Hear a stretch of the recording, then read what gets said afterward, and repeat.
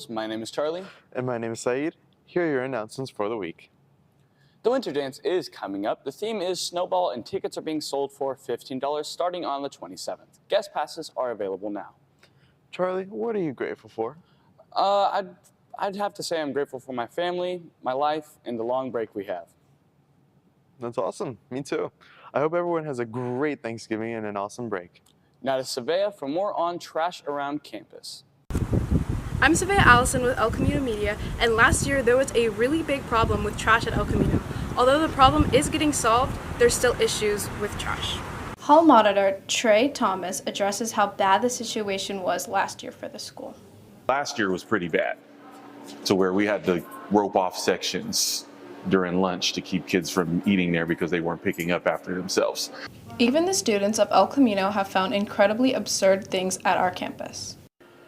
While I was walking with friends, I've seen like pizza just kind of like stepped on, or like a cheeseburger thing stepped on, or chicken sandwich just kind of scattered around the school a little bit. Our custodial staff has noticed that the issue has decreased by a large amount since last year, but it is still a problem. The S-Lawn by the restrooms, there has been a trash problem there. The gym, not so much trash. I'm Savea Allison with El Camino Media. Clubs are still allowed to sign up and play music during lunch on Fridays. You can do this by going to room 40 and talking to Miss Turner. Attention all athletes. If you are not in a winter sport or want extra conditioning, Mr. Sumter is hosting after-school weight and cardio training. It's open to everyone and will be Tuesdays and Thursdays by the weight room after school from 3:45 to 4:45. Now let's hand it off to Joanna for more on Fall Sports Awards.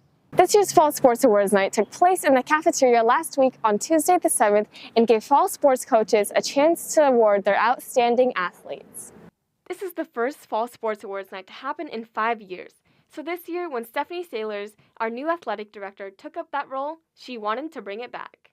It's just a night to recognize those athletes that put in all that time and energy and effort throughout the season in front of their peers, in front of other teams, in front of other parents. It's a chance for those coaches to recognize athletes. Maybe they have an offensive player of the year or a defensive player of the year, or whatever awards that they come up with, they will be presenting those. The coaches get to choose the awards given out to their athletes. Examples include Best Defensive Player, MVP, or Most Improved. I gave my Offensive and Defensive Player of the Year award. My Offensive Player of the Year was David Radadara, and Noah Merez was our Defensive Player of the Year. Fall sports athletes seem to take a liking to it and think it's a nice addition to the school's events. Not every sport gets the recognition that it should. And so the fact that everyone else was there and we were able to clap for those in other sports who got the other awards, it was nice. Later in the year, there will be a Winter Sports Awards night as well as a Spring Sports Awards night after each season. This is Joanna Gayoba with El Camino Media.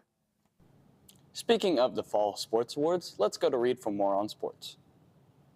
Eagles, good luck to all of our wrestlers in their first meet at Pioneer High School. This will last all of today and tomorrow. Tomorrow, there is a boys soccer game. JV is at 5 and varsity is at 7. Wednesday, girls and boys basketball won their games against Cordova.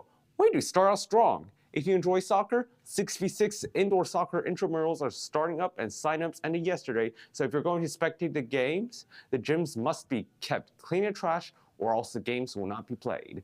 The games will be at lunch in one of the gyms starting 5 minutes after the bell. There are 2 divisions, rec and comp, depending on the skill level, and only up to 3 JV or varsity soccer players allowed per team. The teams are open to everyone and can have 6 to 8 players. For more information, you can ask Mr. Pepple in room 53. That's all for me. Now back to Charlie and Saeed. That's going to be all the news.